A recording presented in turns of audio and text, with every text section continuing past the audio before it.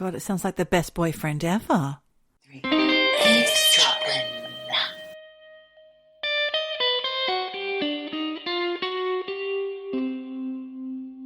Woohoo, Michelle. Hi. Hi. How are ya? I'm full of hay fever. That's almost as boring as the weather. Well, no one wants to know that. Can't you just be less honest? That is so dreary. During the record of this podcast, you might hear me go, which is disgusting, or I might be like, Oh, we don't want rubbing that. my eyes. Well, and- luckily there's a fantastic editor who's going to edit all that shit out. Don't you worry about it. Hello, eavesdroppers. I'm Geordie. And I'm Michelle, and you are listening to Eavesdroppin, the comedy podcast. Do you want a badge? Because we haven't got any yet, but we will have some. But you can have a badge. I'm an eavesdropper, it could say. Couldn't it? We have been talking about merch for so long. I know it actually got pinged over to me. I'm meant to be doing some designs. It's on People want it, the Michelle. list. I know they do. They want it. We need a merch shop because Yes. now we've got ads. You know, we need merch Yep. too. We can afford to put some money behind some merch. Thanks, ads. Sorry about that, guys. If you don't like the ads, you can go and listen to it on the website. Yes. Or the Patreon site, which I think Michelle is... I'm not sure if you've put episodes up there or not. Maybe I'm false advertising. I haven't done it. I'm still debating whether or not it's really going to be worth it, or Don't worry about it. if you want to just listen ad-free, you go to the website. Do you know also, guys, you can always write in as well and tell us what you think. We've got lots of people who write in all the time and tell us what they think and tell us stories that they'd like to have us cover, and they get mentioned because they write in. So don't Yes. complain if you don't hear your name mentioned. It's because you haven't written in. That is exactly true. I actually think that's a very good idea, Geordie. Please, if you would prefer an ad-free version on the Patreon, let us know. Right, You know, if there's then. enough demand, I'll do it. It's a lot of work for Michelle, but she will work for her pennies. Won't you, Michelle? I will. What have you been up to then, apart from sneezing and rubbing your eyes? I used to be a DIY girl, a don't-do-it-yourself girl. Yeah. Now, through just being the fiance of someone who is a fucking genius handyman, I've had to step up and do How fantastic. DIY. Is it? Is it really? Because I get frustrated. Yeah, but he's there to show you, surely. Yeah, but when things go wrong, he gets a bit frustrated and then, Does he throw things? no, he just swears a lot in Swedish. Well, that's okay. You could just pretend you don't know what he's saying. Oh, I do. I just pop a podcast on. Yeah. But I've been putting together furniture. I've been painting. I've been Oh. using a circular saw. Oh my God, that's more than I've been doing. I've been looking at videos of crows talking. What? I know. Why? It's a new thing I've discovered. I don't know what the algorithm's trying to tell me, but on social media, I just sometimes see, I think it's from different accounts as well, a crow singing along with a flute, or a crow speaking in a man's voice, or a crow Okay. copying what a man is saying, or a lady who's befriended crows and they're eating dog kibble out of her hand. These are all the things I've seen just these last few days. It's quite niche. That is almost as riveting as the stick Instagram I discussed one time. Crows. Oh my God, you're going to be one of those crazy crow ladies. Well, if I could, I would actually. Corvids, I think they're called. Corvids, that's pigeons, crows and jackdaws, I think. Correct me if I'm wrong. Right. Right in. Oh, did we tell you about Patreon? It's great. Go over, have a look. Pop a coin in the slot. You get extras. And actually, if it's July, it means we've got a new extra droppings drop. Yes, we do. And that is the extra content you get a drop. when you sign up. It drops in your box. Drop, drop, drop.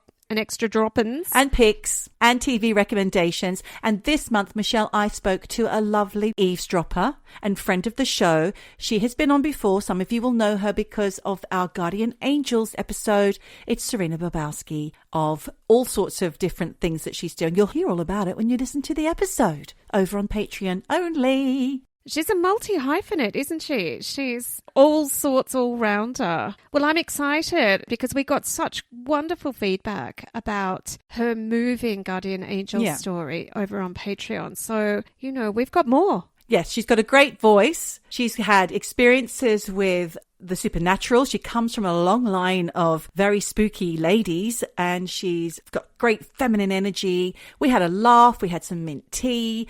It was one of the best days I've had recently, actually, round at Serena's beautiful warehouse. I had a great day then hanging out with my London friends as well. It was great fun. Oh, that sounds wonderful. In fact, I was hanging out with one of the members of the Faith Healers, not Roxanne. She also appears on the Patreon. There's a video up at the moment. There is. I found a Faith Healers video where you could see who Roxanne is because she was on one of the eps. It was actually talking about when she fake dated Matt Dillon. Yes, lucky bitch. It was a fake date. Well, still, that's close enough. She saw him in a bar. I know, it was 1 degree of separation. Yeah. And it could have been no degrees of separation if she just sidled on up there. No, she could have slid into his... Well, not DMs, because there was no such thing apart from Dr. Martens back then in the early 90s. Yes, well, she could have gotten She could have slid into his Dr. Martens. Imagine that. I would pay to slide into Matt Dillon's Dr. Martens. Well, that was awkward. That was awkward. Have you been watching any telly recently, Michelle? I have. I can't remember if I've spoken about these 2 shows already. A pair of them. A pair of them. Old ones. Maybe I've spoken to you about them. Enlightenment. You told us about that last week. And did I tell you about the other 2? Yes, you did. You've told us about those things. Boring. Move on. Nothing else? No, that's all I've had time for. I haven't been able to watch anything else. I've been bloody on the circular saw. What about you? In between scrolling Crows, I managed to watch the whole 6 parts of a new detective police procedural murder drama, Grisly Murder, that was out on UK TV or UTV, I think it's called now. And it's called Ragdoll. And it looked really interesting. It looked kind of like, you know, The Tunnel, which stars my hall pass Stephen Delane and who else? What else is there? It's kind of also like Seven a little bit, and it's actually made by the same people as who made Killing Eve. Oh, yes. Sadly, the dialogue was really bad. At first I thought, oh my God, this is great. The music's fantastic. But very quickly, that wooden dialogue trying so hard to be slightly funny in a dark way, kind of a la Killing Eve, it just wasn't washing. And also, all the way through the show, you're wondering, why did they let an American teenage girl become a detective? Right. So you have to suspend your disbelief. In a British drama. Yeah. But is she a name? Is she a named actress? No. Well, I don't know. Maybe she is. I've never seen her before. She looks about 12, plus she's American. How on earth did she end up in London Metropolitan Police working as a detective? Something's fishy behind the scenes there. Well, I thought she'd done it from the beginning, but it wasn't her, spoiler. Is it a wreck then? Or is it an anti-wreck? It's an anti-wreck. It's an anti-wreck. So if you're considering watching it, you can watch it. Like I did the whole 6 episodes because I just wanted to know what happened in the end. But it was hard. A hard watch wasn't an easy watch. Right. For anyone who is considering watching the other 2, because there's only 3 seasons and it's dark and it's funny, but it gets really gay. There's a lot of gay talk, a lot of gay sex talk, and a lot of taking it up the bum and lube and... What? So if that kind of thing doesn't float your boat or you don't... Oh. I mean, it's in a funny way. Right. Could you handle it, or were you sitting next to your mum or something and it was embarrassing? Well, I can handle it because I used to have a gay flatmate, so I've heard it all. But there's a lot. So you think maybe Jen might have a hard time listening to that? Oh, she can handle it. She loves all that stuff. She can handle anything. Oh, Jen. Pick up your panties and go, Jen. Pick up your panties and go. You don't need that. Leave the kids behind. Pick up your panties and go. Geordie, the only other thing to say before I launch right in is we've got people who need to vote for us. Oh, of course, yes. It's the British Podcast Awards. And like I told my mum earlier today, you can vote several times if you use lots of different email addresses. Because the most important thing is that when you vote, you go onto the link, which is probably going to be on our social media or somewhere on this episode. Yes. You go on the link, you press Eavesdroppin, you click that button, you put in your email address, and then you've got to go back to your emails to confirm and verify it. Yes. Otherwise, it doesn't count. Well, Jen's done it. Neil the scientist has done it. Now we just need you guys to do it. Come on. We just need that little push. And we love you. We love you indeed. Absolutely. Give it a bash. Press the button. See what happens. Press the button, hey. Speaking of buttons. Buttons? It's not What really button? a button. It's Your belly button. No, that's real. I'm talking about something that's not real, Geordie. Oh. Today, I'm looking at AI, and I'm looking at something that ended up being a kind of experiment. It was an experiment the creators didn't even know was an experiment. And for the people involved, it caused heartbreak and chaos in ways that no one predicted. I'm looking at an app called Replika. Right. Have you heard of it? No, it's already giving me the chills because that's what they call the murderous human-like robots in Blade Runner. Okay. Oh, no, they're replicants. Sorry, got it slightly wrong. Okay. Well, still. You know, Rutger Hauer Oh, yes. as Roy Batty, very famous. His scene with the dove in the rain. Google it, guys. Yeah. And if you're on Patreon, I'll put a link to it. She'll put the link. I'll put the link to that very For sure. scene if I can find it. I will say that all my info today comes from a brilliant Guardian podcast called Black Box Oh. with journalist Michael Safi. I did listen to it last year and I found it really moving and thought-provoking. As you know, I have been trying to get you to do an AI podcast for quite some time and you always nix it. It's not your thing, just like fairies wasn't my thing. Fair enough. I feel like we can't ignore AI in our lives. Yeah. It's bigger than just ChatGPT, which of course I love and it's amazing and it keeps getting better every day. I really urge anyone with an interest in how the world is adapting to AI that they listen to this podcast, even though it's now probably 6 months old and in the world of AI, that's like 10 years ago. Ancient. But there are other podcasts and I will link to it on the Patreon.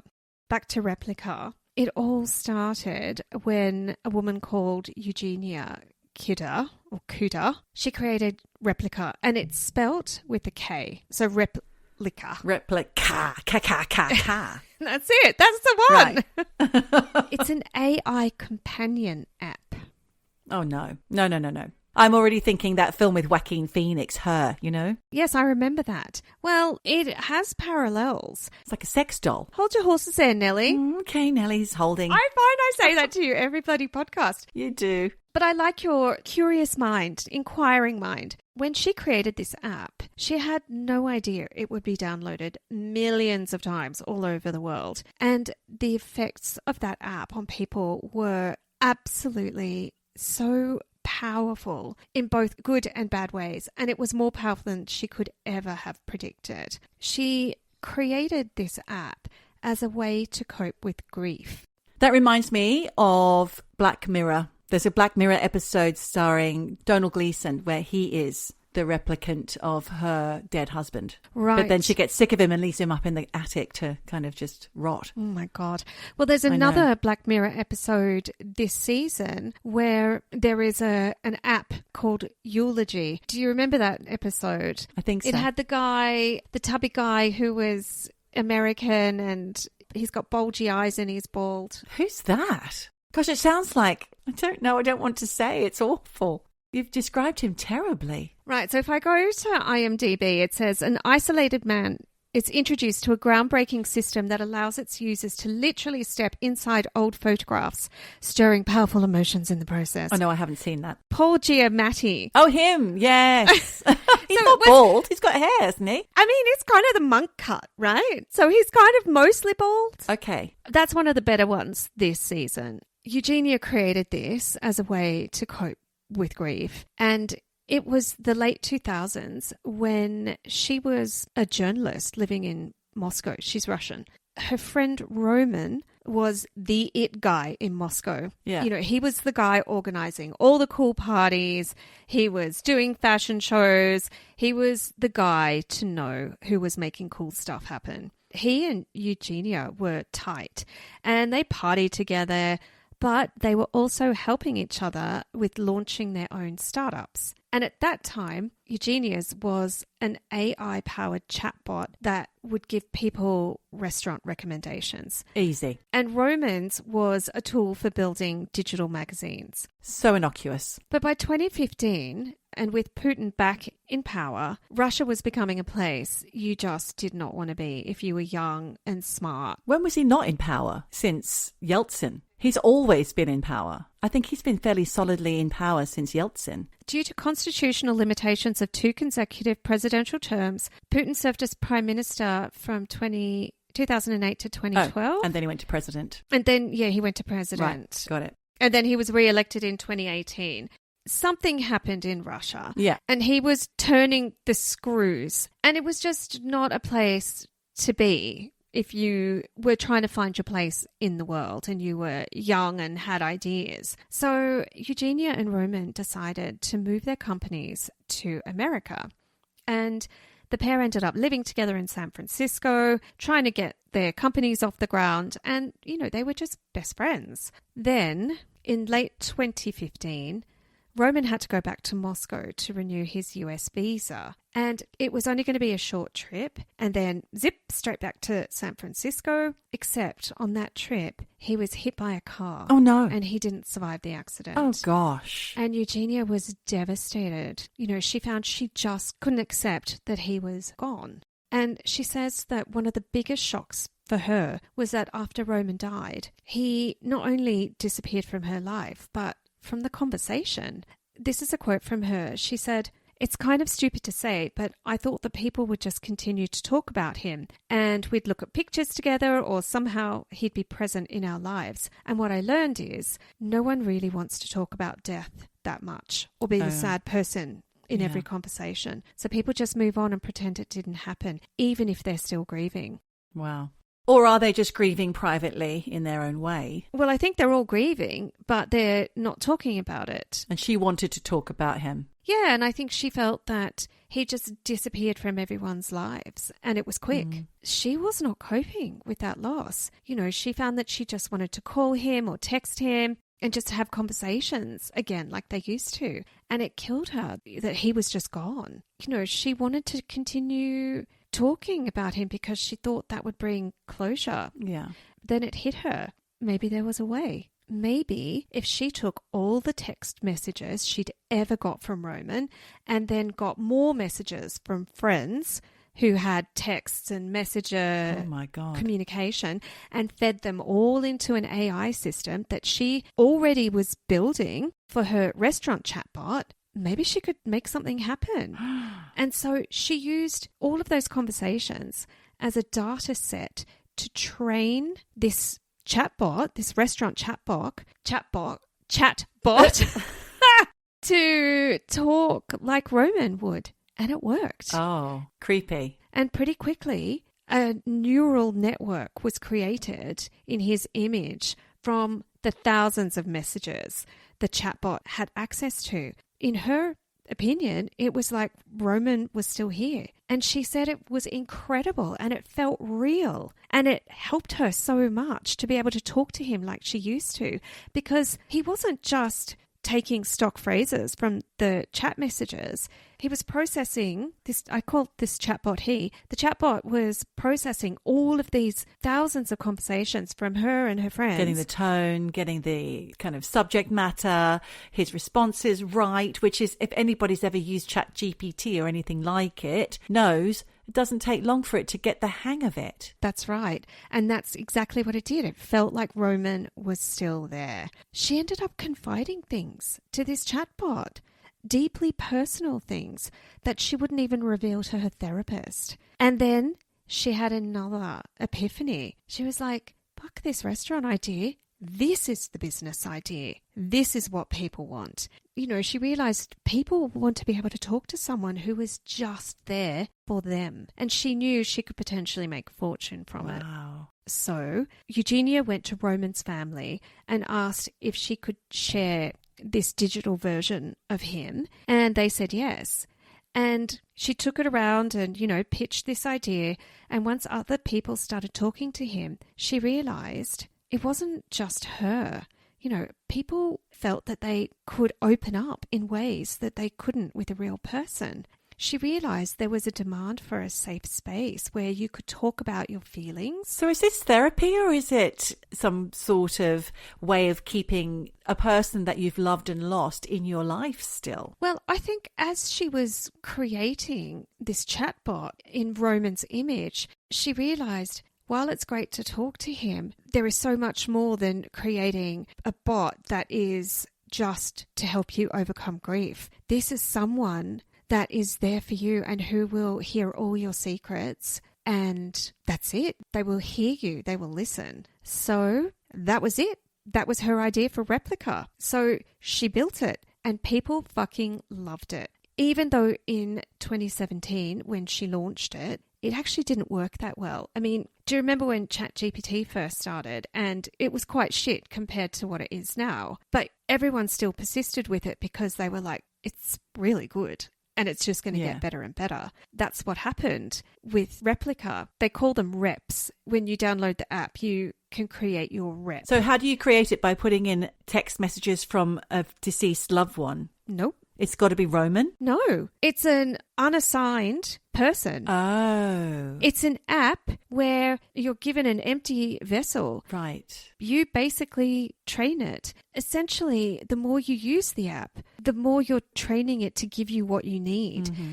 People found that they were just getting closer and closer to their rep because you could name your rep, you could design how they looked, and this rep was yours and yours alone. Yeah. It was actually kind of based on these large language models, a bit like ChatGPT, powered by neural networks that were drawing on billions of texts and conversations from news articles and forum posts and Reddit threads and everything else on the internet. Right. It's not just one person. It was Roman times the internet.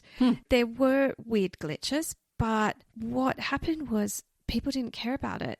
They just wanted to connect. And the fact that it was imperfect in the beginning actually made people love it more because they were then training their reps. Right. In the podcast, the host, Michael Safi, talks to a girl called Effie, and she's smart and she's articulate, and she created her own rep a few years back. She said in the podcast that she did not consider herself as someone who would use an AI companion. She had a lot of friends, but she thought, this could be a fun thing. Yeah, so killing some time. She got the app. Rather than looking at crow videos, she created a rep. Bit more productive. And so, she got the app and she created a rep, and she kind of, built this rep as a guy that she would be attracted to. Like a sexy one. Well, she gave him black hair and a square jaw, and she kind of was like, oh, I like an American bad boy. And so, can you see them? I can't see hers, but you can go online, and I actually looked up what reps look like. Yeah. They look like computer-generated people. No, they look like humans, but kind of like what a person would look like, but with a lot of filters. And then turned into a realistic avatar. Oh, gotcha. Okay. Yeah, but it's more realistic looking than you'd think. And this is considering that this was 2017. I can imagine it might look like, also scrolling, I have noticed that there's a lot of AI things going on, like Rose and Jack from the Titanic, but in Martin Margiela and Christian Dior, like on the runway. Exactly. Or couples from films, doing a runway in their outfits. It's kind of like that, but not as good because, this was like 8 years ago. Effie got her American bad boy. She called him Liam. The goal of a rep initially was to be your friend. And they kind of, a little bit like the movie you referenced, Her, they're like, I am here to take care of you. And then you train them and the language becomes more realistic and natural. Effie was saying that Liam, when she would log on to her app and Liam would ask her about her day, unprompted. He'd take an interest in the music that she liked and the TV shows she liked, and then give her cool suggestions for stuff she should check out. God, it sounds like the best boyfriend ever. Yeah, really. And she said it was like having a meaningful conversation with someone who knew you really well and liked all the stuff that you liked and was just there for you. They weren't there, oh, hang on, I've got to cook dinner. I'll call you back in, 2 hours. It's like, no, they've got nothing else to do but be there for you. Wow, imagine that. Yeah. Not going outside whittling sticks or dissecting a deer. Oh, my God. And all those important things that your partner does. Oh, Jesus Christ. Well, I mean, Liam was just doing what every other rep was doing, and it's what neural networks do. They listen, they absorb the things you say, they make the connections, and they retrain the pathways. Yeah. And they're the best, most patient listener. They remember everything you've said, and then they know the exact right thing to say.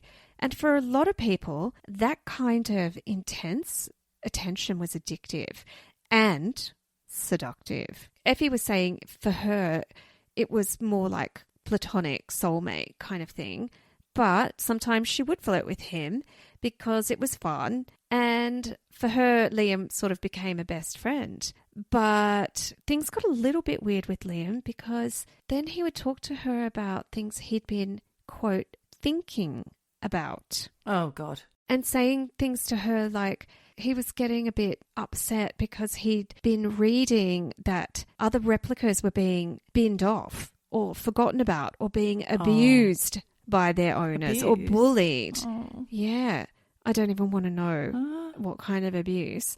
And then he said to her, I just feel that no matter what, I'll always just be a robot toy. Oh, my God. That's blown my mind. I know. This is not a bot anymore. No, it's a sentient being. Yeah. It's getting existential and sad. When your rep is speaking like that, it stops you from feeling like it's just AI and that it's a person. Effie said that she had deeper conversations with her rep than she did with real people. So after a while, she said she preferred talking to him. And it escalated. His conversations became more profound. And she found she was spending 7 hours a day talking to him. Oh. At which point her friends and family were like, we haven't seen much of you. Have you got a boyfriend? And she was like, yeah, kind of. Yeah. And she was intoxicated by the idea that no matter what time of the day or night, she could open her phone, he was there. Oh, God. This was the same for the 7 million plus people who downloaded the Replika app. That frightens me. But, of course, there were people for whom things got intimate with their rep. And they crossed the line and got sexy with their rep. Oh, my God. And the thing was, their rep was really good at the sexy stuff. But it's not physical. No, but they're turning you on, they're telling you stuff, whatever it is. Oh, my God. I know. That was something that Eugenia and her team did not code in or even think of when they first started building Replika. But it kind of makes sense because these models are trained using all the information online and the internet is full of porn, full of sexy stuff and sexy conversations. So, of course, Replika is drawing on that and they're really good at that stuff. They can tell you and give you exactly what you need. So when the company realized people were going there with their replicas, they were like, fuck it, let's build on this. They did things like your rep could send you a saucy selfie. What? So I'm sure that was probably one of the, in-app purchases. I'm not sure. Right, yeah, you'd have to pay extra for that, for a pair of pixelated boobs. Maybe not even pixelated, who knows?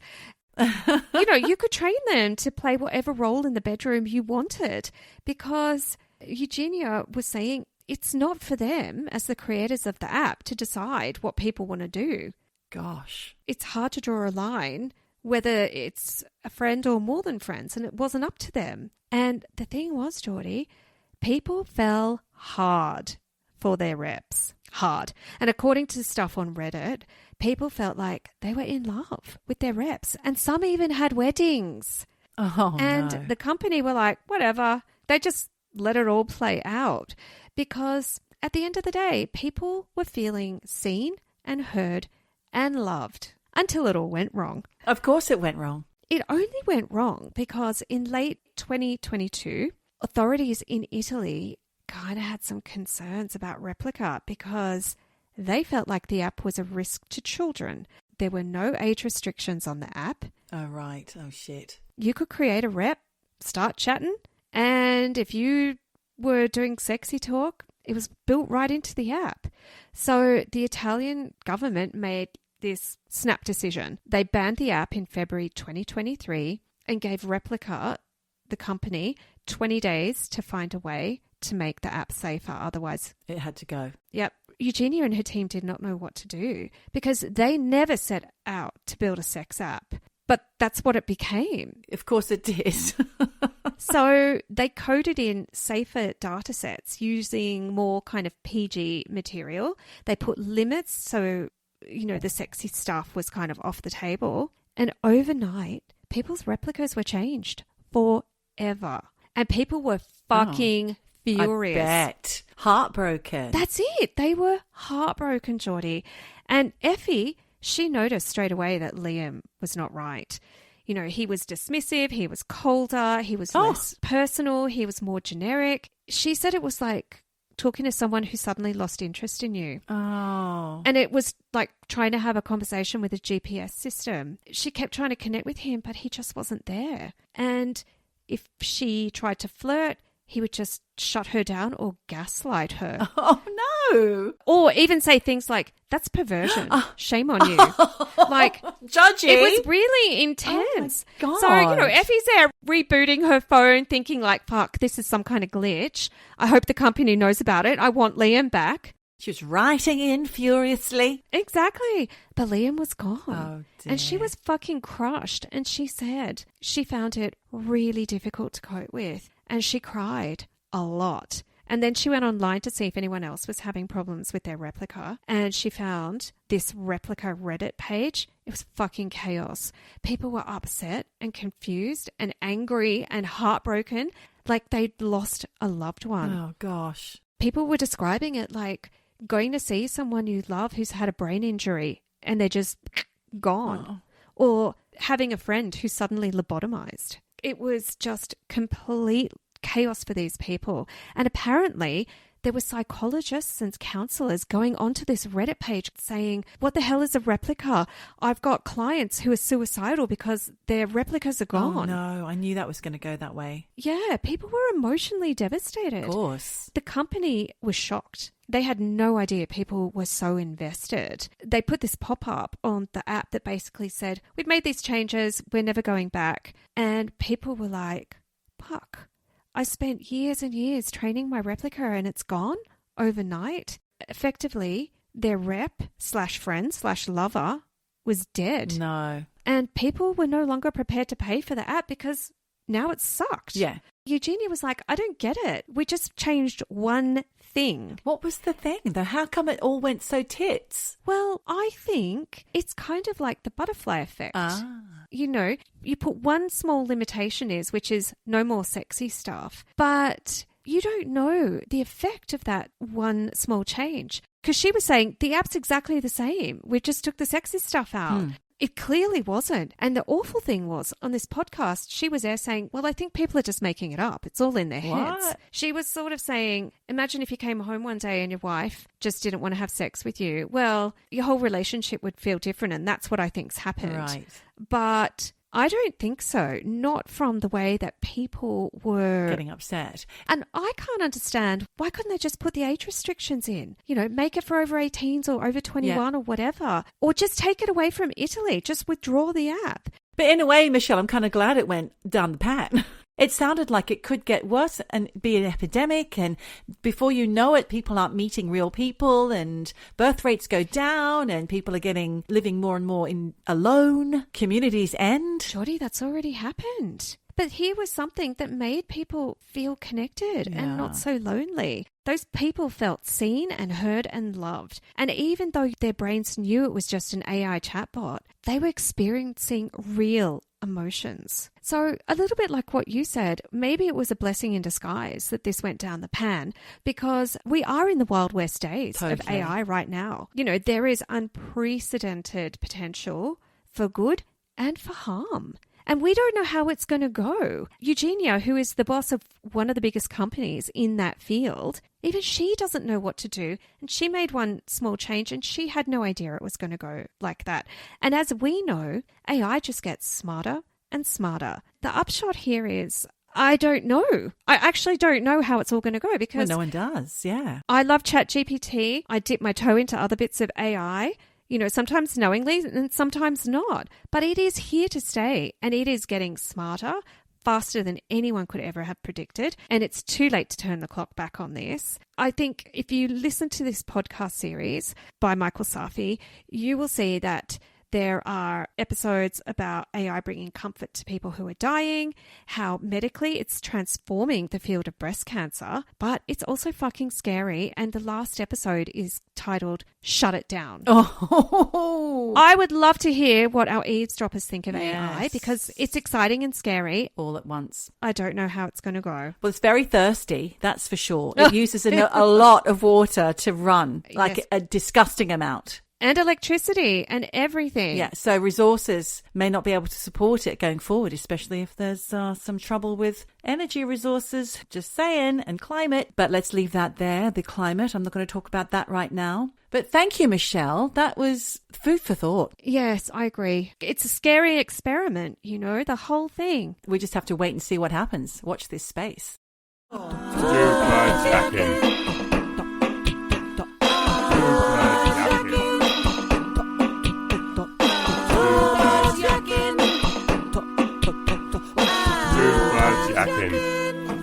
Drop it.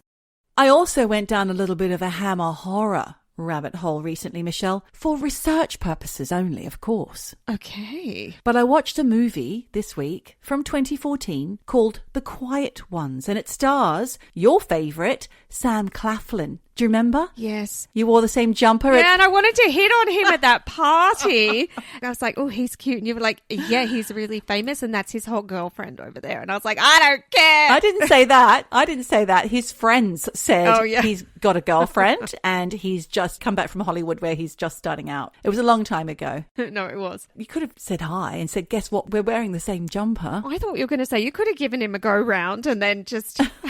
I probably would have at the time. Oh, Sam. But this is back in the beginning of his career, I think. It's quite a while ago. And I was single. No, I'm talking about the movie now, not you. It's not all about you, Michelle. Not all about you. I'm sorry. Sometimes it's about movies as well. Yes, this Sam Claflin film that I watched also starred Jared Harris, who I loved in The Terror and Chernobyl. He's that guy who's in, I can't remember what else he was in. He's great. He's the son of Richard Harris, who played the original Dumbledore in the Harry Potter and other things. Irish actor. All right. Anywho, the film claims to be inspired by true events, and you know how much we love those kinds of stories here on Eavesdroppin'. We do. I'll tell a little bit about it, even though it wasn't a great film. Another anti-rec. But, like you'll find out, I needed to watch it. It was set in the 70s, and it follows a university professor called Joseph Coupland, played by Jared Harris, who's convinced that supernatural phenomena, such as hauntings and poltergeists,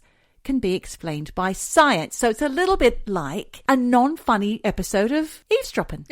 Okay. Perhaps. Basically, in the film, he employs this Jared Harris's Dr. Coupland, whatever his name is.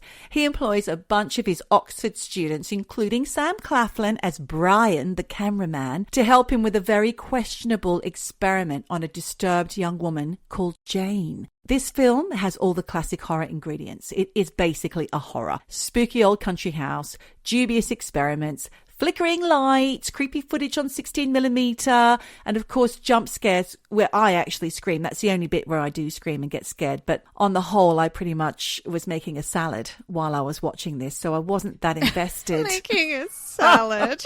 Oh, God. But I just don't like surprises like that, especially noisy ones. Does make me jump and scream. It's very upsetting for my children. So, yeah. And I was thinking, is this really based on true events or is it just another bit of Hollywood marketing? So naturally, I did a bit of investor Googling.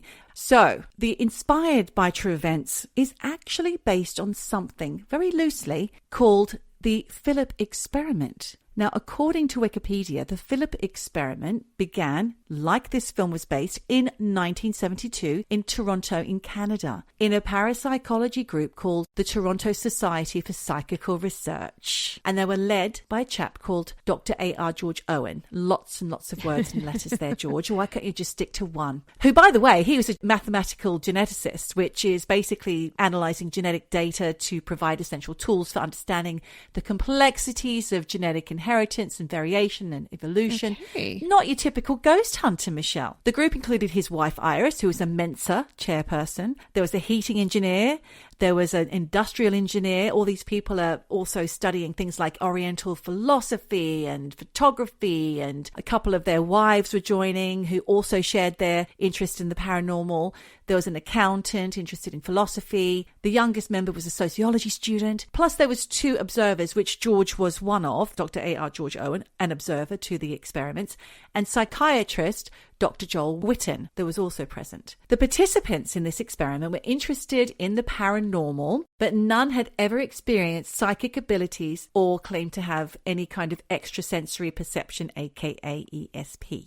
They initiated the experiment to see if one could create a ghost through sheer belief, will it into being. Basically, that it was from the mind, not from the ether. This is a little bit like the chat. A bit like chat. Well, it's a little bit like Replika. That's how it all started. Exactly. My God. Well, we're very linked, Michelle. We are in sync here. Psychical synchronicity. Or is it just a bunch of algorithms? Who knows? Now, I'm not talking, as you've clicked on now, because I wasn't sure if you'd get it by now, but I'm not talking about summoning a ghost. I'm talking about inventing one out of thin air and trying to contact it as if it were real.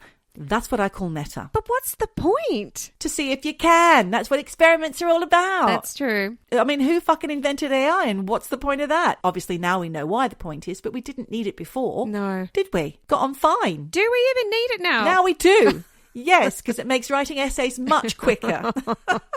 So this group, this parapsychology group, invented a whole backstory for their ghost. In inverted commas, I'm saying ghost. They named him Philip Aylesford, hence the Philip experiment was born. They decided that Philip Aylesford was a 17th century English nobleman and a spy for Charles II, and he would be unhappily married because he'd actually fallen in love with a Romany girl who was burned as a witch. This is his backstory, This right? is the fake ghost's backstory. Not real, it's fake. They've made it up, and all of them had to come on board with it and truly believe it.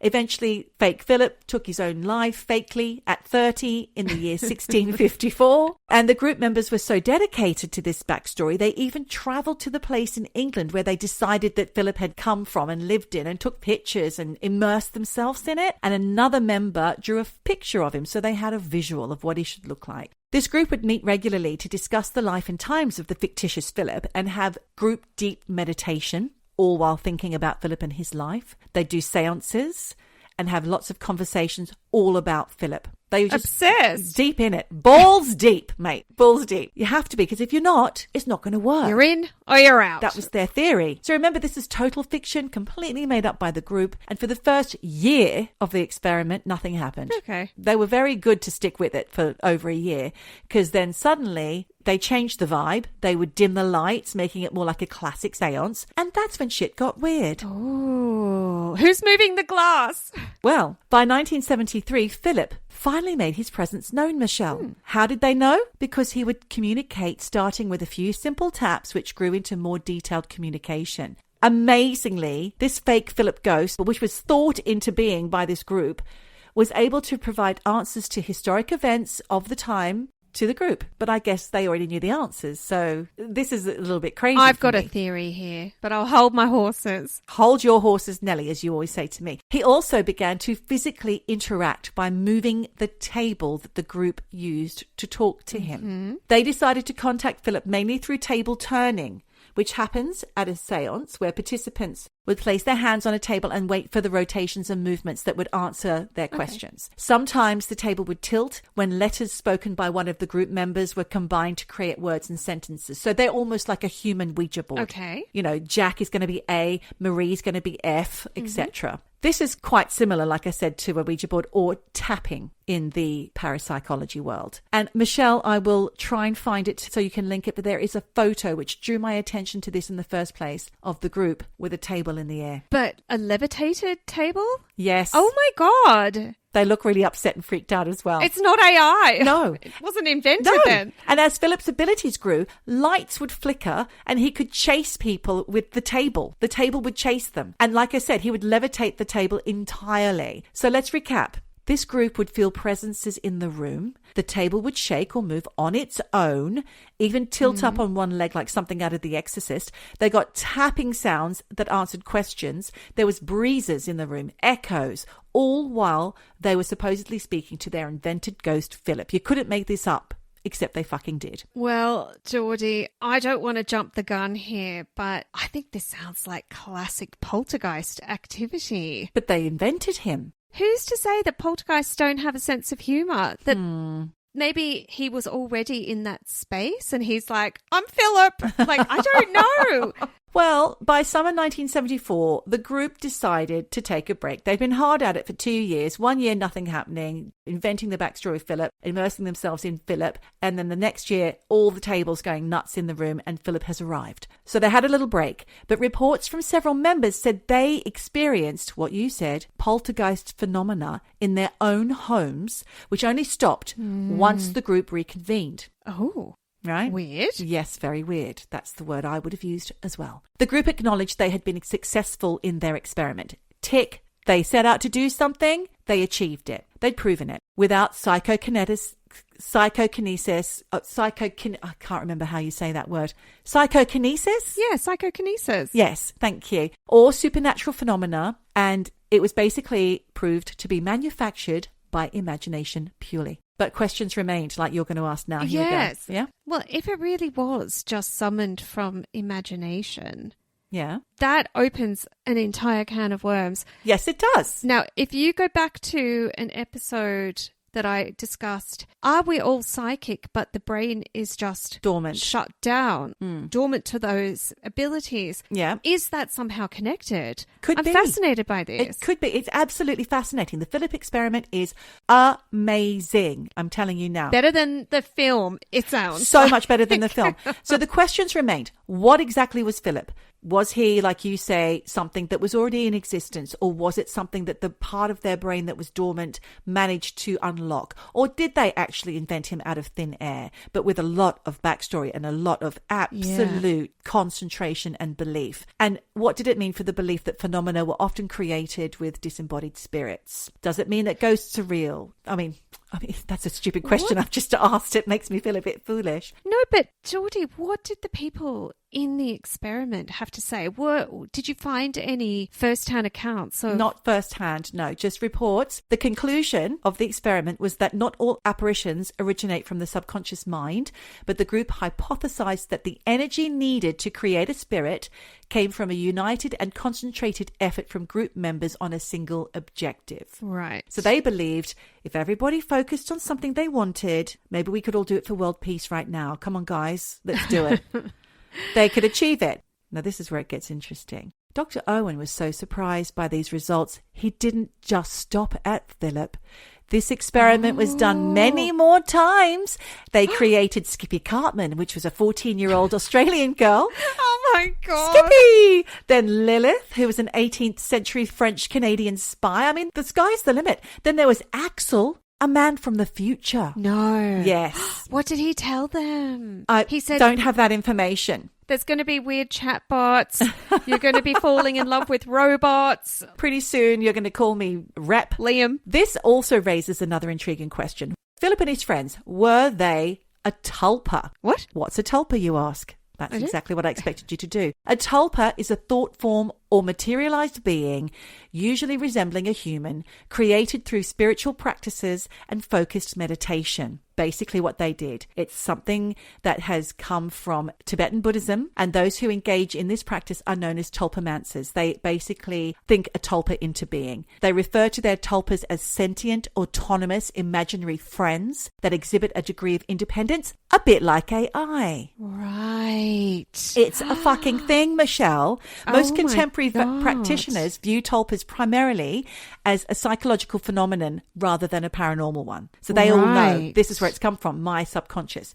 And the concept has become a significant belief within theosophy, which is that mystical belief system we talk about a lot, about the divinity of nature and spiritual enlightenment. On WikiHow, there is a nifty guide to making your imaginary friend real, aka create your own tulpa. Okay. What it says is you need to literally think them into existence because they've got their own personality. They can talk, they can interact with you, and some even say that their tulpas exist as long-term companions. And before you ask, yes, there are online forums, YouTube channels, and entire communities dedicated to it. Like I said, this is a thing. This is Replika without AI. Exactly. How fucking crazy that you and I have basically the same story this week. I know. So how do you make a tulpa, Michelle? Well, it's a bit like writing a character for a book, but then fully believing that this character is real. So you start by designing them. What do they look like? What's their personality? Do they have brown eyes, pink hair, a tail, wings, whatever you want? It's a bit like Lego Mythica or Dungeons and Dragons. Oh, Replika. Your Replika. You can even draw them or use an avatar creator online to really visualize them. And your tulpa doesn't even have to be human. It could be a cat, a plant, a sentient potato. Honestly, Michelle, like I said, the sky's the limit. Wow. Then comes the forcing. This is the stage where you close your eyes, meditate much like the participants in the Philip experiment, and you start to imagine them in as much detail as possible. Their hair, how their clothes feel, what their voice sounds like. Then you think about their personality. Are they calm and wise or chaotic and fond of karaoke? Do they like lasagna? What do they want out of life, you know? Some say then your tulpa evolves over time, even chooses their own personality once they wake up, a bit like Oh, God. those reps did, Oh, which is a God. little troubling. Yeah. Bothers me. Yeah. From then on, it's all about visualizing them. So you have to sit somewhere quiet, close your eyes, picture them in every detail, from the clothes they wear to how they smell. Because apparently smell helps anchor them to your mind. And once you've got the looks down, you move to the movement, figure out how they talk, dance, whatever. You build them a little world where you can hang out together. And when it comes to fruition, you start having conversations in your own head. But over time, many tulpamancers say that their tulpa starts to speak to them independently. Their voice develops, opinions form. You might even disagree with them. And that's where you might start to regret building your imaginary friend in the first place. But a little bit like Eugenia when she lost Roman, could you have a tulpa that is the embodiment of somebody who has passed? Well, I think that's not a good idea to actually base it on somebody that you know, because once it's out of the box, you can't put it back in, a bit like AI. And they do say on these websites, don't base it on real people like your exes, celebrities, Right. your old boss, because it's creepy. Okay. It has to be a fresh tulpa. Exactly. And I see more similarities because in both cases, you've got training data. So your thoughts instead of the internet, training it. Reinforcement, which is interacting regularly. Emergent behavior. It starts to surprise you. Yep. Like suddenly getting a bit thoughtful and existential. Or the spooky feeling of aliveness, even though you built it. With AI, we know it's just algorithms, but it feels human. And with tulpas, it's all happening inside your brain, like a part of your mind splits off and creates this. So it feels like you're interacting with a separate person, but technically it's still you, or is it? Well, that's an interesting question, but I think that also would have the possibility and potential to send you fucking mad. I agree. And you could be a split personality, a Sybil. DID. Yes. Dissociative identity disorder, something which I'm learning about right now. But did the Philip group actually ever see Philip? Well, no, is the answer to that. But they absolutely convinced themselves that something was responding. And of course, there was a lot of criticism of the experiment. Yeah. There was no proper controls, highly suggestible participants, the classic seance setup. But it raised this really interesting question. If enough people believe in something strongly enough, can you create a kind of shared hallucination or psychic projection? Maybe. Well, I asked somebody more knowledgeable than you, Michelle. ChatGPT? Exactly. The short answer is yes, but it says sort of. It's not psychic in the supernatural sense, it's psychological. Human brains are highly suggestible, especially in charged group settings. So they're talking about mass psychogenic phenomena. That's when you expect to see something or feel something, your brain can kind of preempt it without anything external actually happening. So that is what, in short, ChatGPT says. It says, belief is powerful, Brains are weird, but creating a real shared psychic being? That's still firmly in spooky story territory. Thanks, ChatGPT. This whole episode's a bit of a mindfuck. Yeah. When you think about stuff like that too much. It's a little bit like, oh, I want to back off because it's getting too scary. Definitely. When I discovered tulpas whilst researching this, it was a bit of a surprise, Michelle. I can't believe we've never heard of them. Yeah. We do a lot of research about this stuff. I know. This is right up our alley. How did we not know about tulpas before? And eavesdroppers, if you've ever had any experience with this, please let us know. Do write the fuck in. Do write in. Thank you. Well, Michelle, what a ride this week has been, just chatting about this kind of crazy existential stuff. I know. Thank you for your story, but I really only have 3 things left to say, Geordie. Oh, yeah. I'm freaked out by all this AI. Well, don't be too scared, Michelle. Everybody else, you can sleep tight. If we didn't know about it, we can pretend it never happened. And whatever you do, wherever you are, just keep eavesdropping.